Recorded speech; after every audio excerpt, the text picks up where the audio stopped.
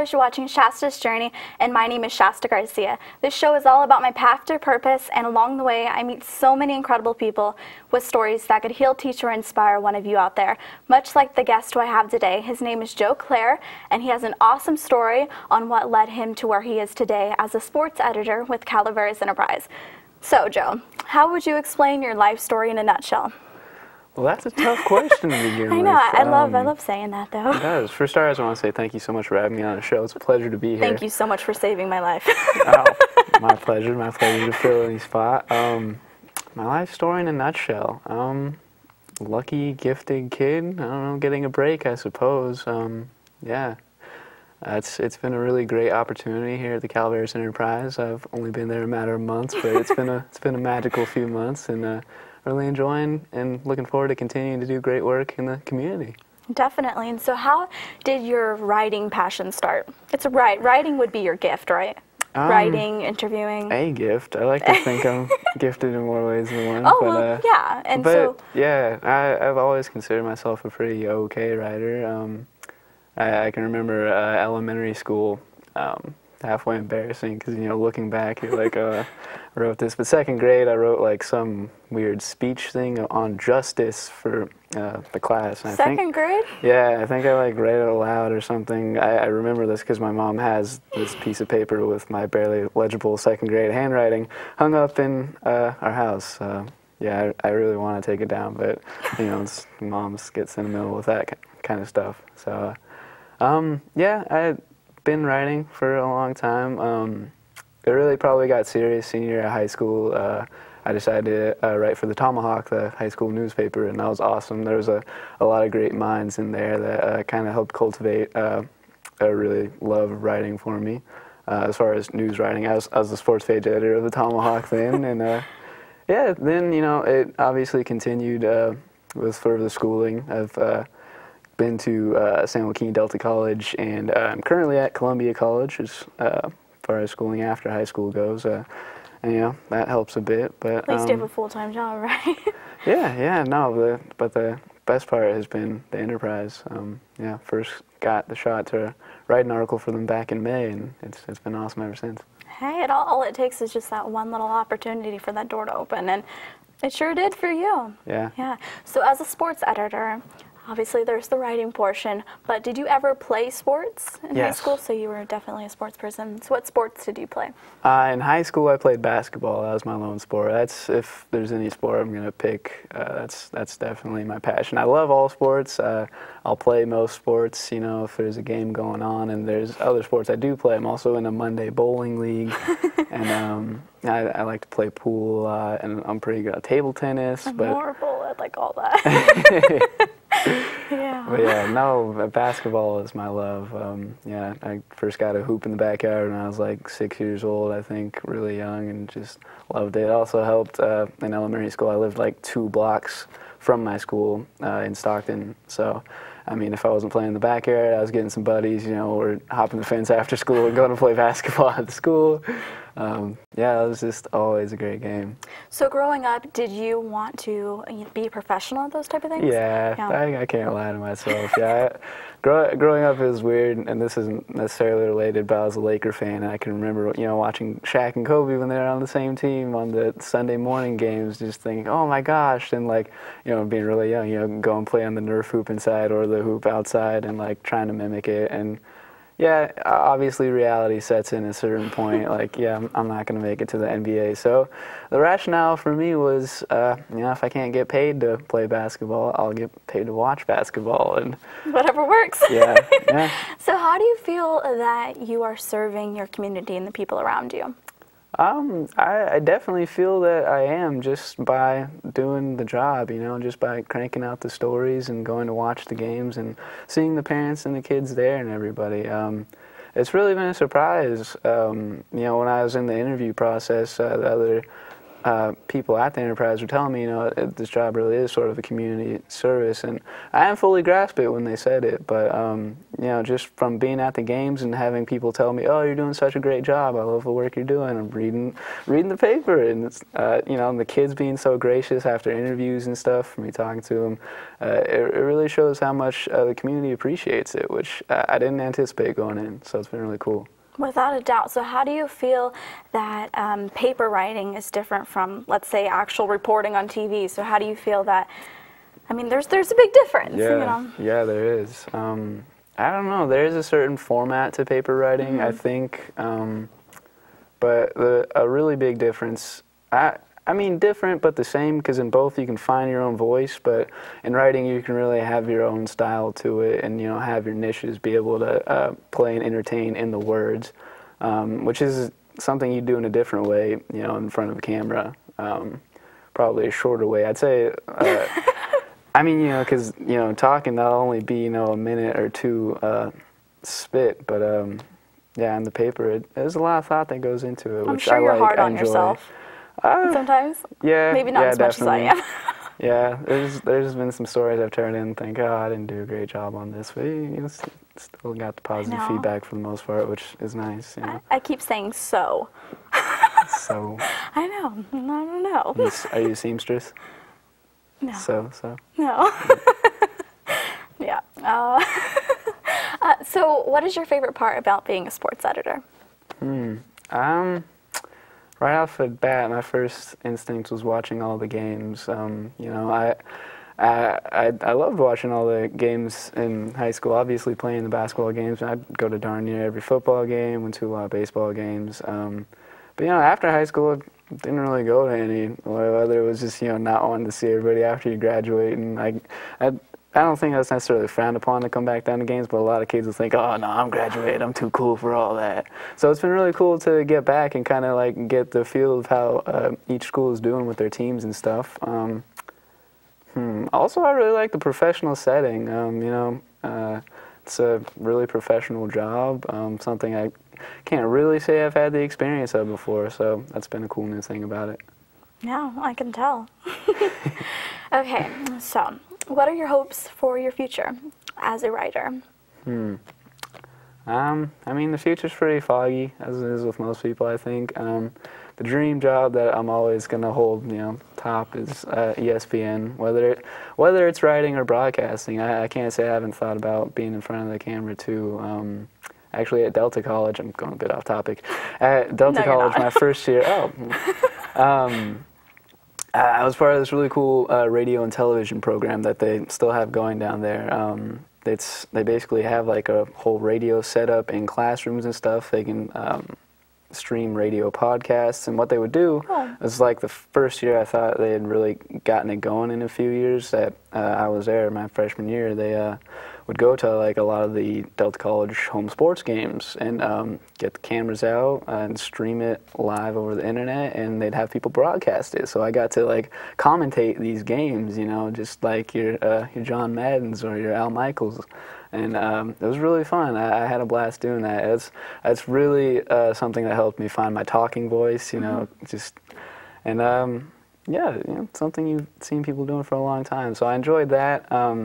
But yeah, as far as the future, whether it's broadcasting or journalism, I just really want something to stay around sports. ESPN is the goal, some major market like that, because it's probably just me, I guess. I want to be top of the food chain. I want to be the big fish in the big pond. You can do it though. I mean, with determination and hard work. Yeah, but really anywhere I just want to continue a career around sports. That's where my passion is at, for sure. Since Shasta's journey is really about faith and believing in something so much bigger than yourself and believing that there's something good around the corner, how has your faith impacted your path to purpose, and how would you describe your faith for the viewers out there? Well, describe my faith. I identify as Christian. When I was really young in Stockton, my parents would take me to this really old and really cool Christian church downtown Stockton. It's like it's a beautiful 2-story brick building, and we went there for some odd like 5 or 6 years. So I think ingrained in me is a lot of Christian values. It's kind of weird. We just like kind of stopped going there out of the blue because they moved buildings actually, and I don't know if my parents didn't agree with like some money situation or something, but that was kind of it. Like, oh, we're not going to church anymore. So yeah, I don't know. I can't say I'm that devout a Christian. So you don't feel like you're walking out your faith, but at the same time you still have that faith. Yeah, totally. Yeah. I don't know. I also like a lot of Buddhist beliefs too. You know, I like to meditate. I like to think I meditate when I really need to. But yeah, I still have a lot of those Christian values for the most part. And yeah, faith is important. Yeah, I mean, religion has flaws in, I mean, every aspect. And like I was saying on the previous show, it's really not about religion at all. It's about that faith. I believe that everybody has to have faith to get throughout the trials and tribulations that life throws at you. I mean, you know, it's a roller coaster, and I mean, you just need that like positive sense that, you know, tomorrow it's a new day. You know, it brings new opportunities and new adventure, and so that's what I truly believe in. Is that if I didn't have faith throughout everything that I've been through throughout my life, there's no way that I'd be sitting here in this chair right now and have the positive, you know, capability and outlook on my life as, you know, today. So positivity is super important. It's positivity and negativity that'll make two different people, and positivity I do think redeems itself too. It comes back around, you know. Yeah, it's all about putting those good vibes out there. I do really think, as hippie-ish as that might sound, I do believe that. Do you think that's where your Buddha thing comes out? I don't know. Yeah. There's also a lot of Buddhist guys I'll remember seeing around Stockton, you know, orange get-ups and all. That wasn't related to anything. Meditating isn't bad, though. Meditating's good for you. Yeah, I think people lose that a lot nowadays, you know, just to have a couple minutes of quiet, you know, not a couple minutes sitting down, look at your phone, or like zoning out watching TV. It's like sit there and really see what comes to the front of your mind, not trying to think about anything. I think that's a healthy practice that a lot of people lose out. But that's also something I think a lot of people can find, whether it's through sports or doing other stuff too. Leisure time. Yeah. Well, you know, I mean, I think it's especially important just, you know, when life's throwing a bunch of bad things at you, just to take a second and to really put all those things in perspective. Because sometimes, you know, that problem is just basically blinding us from all the good possibilities that could come out of it or anything like that. You know, everything happens for a reason. Think so. I think so, for sure. That's a big question mark for me. I don't know. Really? I like to think so, and there's definitely times that make me think that and believe that, but it's hard to say. Well, I don't know. There's definitely been stories and things that have happened along my journey, which makes me believe that 100%. Obviously, some of the things, like, you know, my uncle getting into his car accident, it's not things that I want to believe that happened for a reason, but at the same time, his legacy is living on through so many big things, and I do believe that if he weren't have, you know, gotten into that car accident, these other families all around the world wouldn't have the, you know, the access to this organization that his life brought to the world. And so there's just things like that. I do feel that we all have a purpose here, and, you know, once we've fulfilled that purpose and we've done what we're called to do here, you know, then I believe that we go where we're supposed to go. See, that's where I kind of think that, you know, everything happens for a reason kind of happens. I mean, even like when there's a person in front of us, you know, when you're driving to work or whatever, and there's somebody in front of you going slow, like there could be a reason for that. Because what if they weren't going, if they weren't going slow, you could have gotten into a car accident, or, I mean, there's so many different things. So, and that's the whole point about, you know, really just looking at a positive, you know, aspects. So. It's important. Yeah, I don't know. I like to believe everything happens for a reason. We got off on a tangent, but regarding car accidents, and probably something that has a lot to do with faith. My mom got in a really bad car accident before she even had me. I think she was like 19 or something. But she used to live in Lodi, and she got hit by this dude getting away from a robbery in like a, you know, like a not a moving van, but a truck like a moving van or whatever, and just like smashed the whole top of her car. She like had to be resuscitated right there, like on a street corner, and yeah, I had to learn to walk again. Like thought she was gonna be a vegetable and all that stuff, but she's totally fully functioning and everything, and was able to have me. So if everything happens for a reason, you know, hopefully there's a reason that's why the you're reason. here. Yeah, exactly. Yeah. So I have read a lot of your articles, and I love it. Thank you. So I don't really know if this is the greatest question to ask you, but so as far as the stories and things like that, and I know you have like the Athlete of the Week, what is your favorite one to write? Oh, favorite thing to do? The Athlete of the Week is really cool. Yeah. I do want to, yeah, I'd say as far as a constant thing goes, that is my favorite. It's really cool to connect the high school kids, and I get to ask them like a bunch of cool questions, you know, like what's your favorite song or favorite place to eat in the county, and like that's kind of cool to just chit chat with them about it, you know. Last one I think I did was Taylor Manning. He's a guy on the Calaveras high basketball team, and he's a huge Warriors fan. So we just chatted up for a few minutes about how great the Warriors are doing this season, which was really fun. Other like favorite thing to do about the paper was columns. I just got to do my second column recently, just about the Super Bowl, and our production day is Monday morning, as you obviously know. But and the Super Bowl happened Sunday night. But just texting Jeremy Malamed, our page layout guy, like, hey, is there gonna be any room for a little column on the Super Bowl? Maybe like we need 8, everything. 9 at night. Or, well, I don't know. No, we were actually okay with that day, sports-wise anyway. We were like, yeah, we'd have room. But I was like, hey, can I sneak this in? Shoot him a text. He's like, sure, write it up. So I'm up Sunday night writing a column for the next morning. But I was used to do it because it's about big time sports, and it was fun in the column sense to actually get to share part of my opinion, which you don't get to do in most other parts. So yeah, those are probably my favorite things to write. Nice. Yeah. So has there been any bumps or problems along your path to purpose? I mean, I'm sure there are, but what are a few of them? And obviously you had to go over those bumps to get to where you are now. Yeah, totally. Well,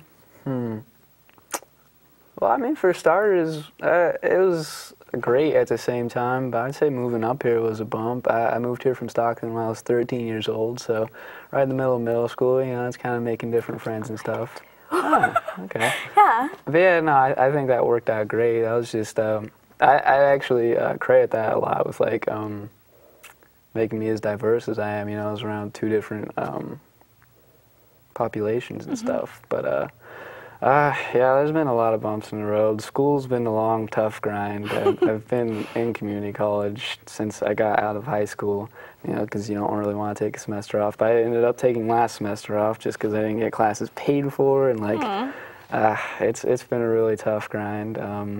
But hey, let's see. You're a sports editor. Yeah. I think it's been really cool that I'm able to get that position even without the schooling. In the interview process, they're like, "Okay, you're going to be the only one in the newsroom without any kind of degree." So I don't have any degree. Yeah. I'm in Yeah. So I mean, that was definitely a great opportunity. But yeah, I do want that piece of paper regardless. Who doesn't? Yeah. So what are you studying to do?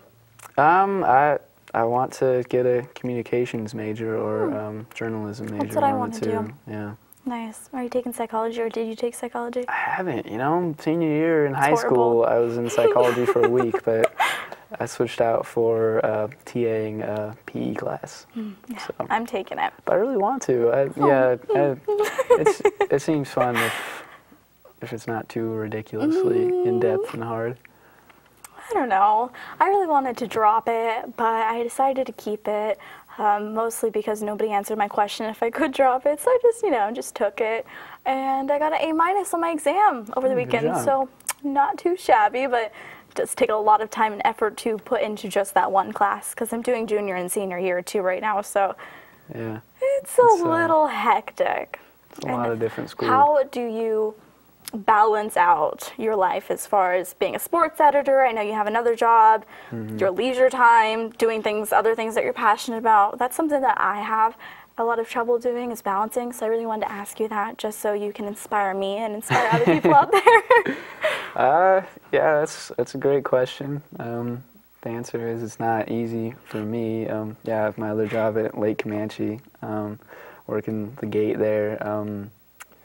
I'd say for the most part, listen to your body. And I say that as my tongue rumbles a little bit. But yeah, you know, you might say at the beginning of the day, you have this block of time mapped out to do this homework and the next bit to call these people for interviews for the paper or whatever. But you know, if you're not feeling it and you say, hey, you need a second to go eat, you need a nap, I'd really try to just listen to myself without breaking any like actual commitments with people at the same time, because it's really important to be where you say you're going to be too and do what you're going to do. But yeah, you got to take stock of yourself, and that's something they keep reminding me of in the newsroom too, as we're a bit short-staffed at the moment. There's like, keep your sanity, man. Keep your health. I don't think I have sanity right now. That's okay. It's overrated. Yeah, it's okay. I know, I took on new tasks too, so it's definitely a work in progress. It's a plus, I think. Definitely. Okay. For writers who are not good writers like me, that made no sense. I write how I talk. And you talk a lot, like me. And so you like talking, because you said you want to do communications broadcasting. Yeah, yeah. How do you convert your talking into writing and making it work out? I think it's two different thoughts, and I got the scrunched up face because I don't even necessarily consider myself a talker. I think in a lot of social settings I'm a quiet person, but pretty chill. Yeah, you know, chill, laid back. I don't like to speak out of turn. But at the same time, you want to do broadcasting. And right, but at the same time, yeah, I do want to spread my voice, so I feel able to talk at any given time.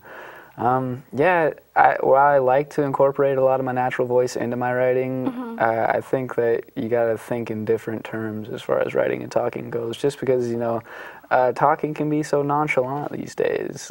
You know, especially I think texting has aided that, you know, just getting out your message really quick and stuff. So you won't necessarily talk how you write, but you do want to have your voice in there. So I don't know. I think a lot of my experience came from just reading other articles and stuff. You know, obviously you got to make it your own. But I think part of the reason I'm able to do the job I am now is because I've been reading, like, you know, basketball magazines and sports articles in the paper since I was like 13, 14, just because, you know, I want to see who won, who's doing good. It's just your passion. So, I mean, yeah, practice, but incorporate your own voice, especially, you know, at beginnings and ends where it's really going to be noticed, is my little tidbit of advice I'd pass on, I guess. Well, good. I hope that, you know, teaches or inspires one of you out there. Yeah. And I really do hope that your journey to get to where you are is going to teach or inspire somebody out there, and I know it will. And if you guys want to share your story with me, go to www.shastasjourney.com, and I would love to hear that. And so, who has inspired you along your journey? A lot of people, I'd say. For starters, Jeremy Malamed, who I didn't really get to touch on a lot, but he essentially helped get my foot in the door here at the Enterprise.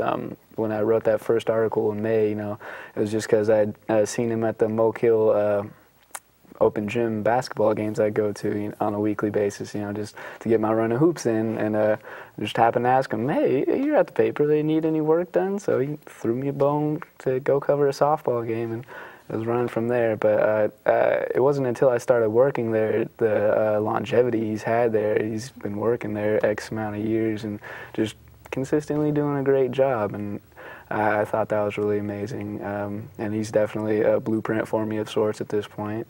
He's an amazing guy. Yeah, totally. He just had to kind of go on to a different direction with his path to purpose. Yeah, and I think he's stoked to coach right now. Yeah, I'm stoked he's coaching because it got me where I am too. But I mean, yeah, I think he's having a good first year in the coaching seat. Other role models.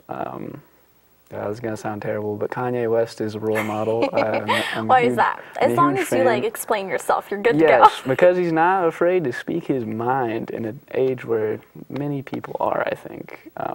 Yeah, he doesn't hold any punches back. You know, we saw it at the VMAs a few years ago. He took the mic from Taylor Swift, and yes, that was a horrible thing to do, but he said it because deep down he believed Beyonce should have won, and he almost did it again at this VMAs, which is amazing. But no, that, and I think his music has been really influential to me at points. Yeah, I don't like all this stuff, but he can be really turned up and just trying to have fun on one song and have really a lot of emotion packed into another. But mostly I admire him for saying what he's going to say and doing what he's going to do regardless of public opinion. Other role models, the late Stuart Scott for sure. He's an ESPN broadcaster. I was going to ask you that. Yeah. Stuart Scott is? No. Yeah. He recently passed away from cancer. But he was an amazing dude. He had been battling it for several years and still working on the show. And he brought a certain flavor to the show that I don't feel anybody has yet or will be able to replace all that well. You know, he had these catchphrases and he had the way he'd say things. It was just always really cool, mild-mannered, definitely something I try to emulate to a certain extent. Michael Jordan, I don't feel like I need to explain that one. That also begs for me to add, I'm a huge sneakerhead, as you probably know. Nike and Jordan shoes are a You're always collectible of matching. mine. Look, you got blue on your shoes and blue on your shirt. I like to think I'm fashion conscientious, yes. I think you may be. Is there a motto? Is there a motto? No. Is there a motto? Is there a motto that you live by? Or a saying? No, it's the same thing. I don't think so. Motto. As of late, I've really liked fail to plan, plan to fail. Yeah, so you can think about it. I have to think about who inspires me as well. I need to take a second and who inspires me to do what I do? And I could go on. There's a lot of other role models I have, but those are at the forefront right now anyway. Do you have any advice for anybody who is looking to do what you're doing? Yeah, I do. I think if people are interested in a job in journalism or broadcasting, I think the most important thing to understand is to always be personable, to always be nice, and that goes back to that positivity thing a little bit.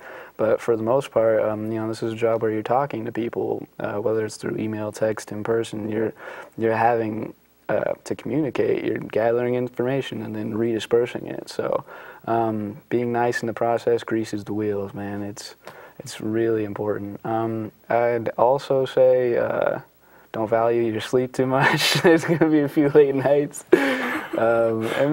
And be sure it's what you want. You know, be sure it's something that makes you happy. I love how this is just like a fun episode, but at the same time, I'm learning so much. Good. I know, it's really good. And I hope the viewers... that's a great catchphrase you said, or thing to live by.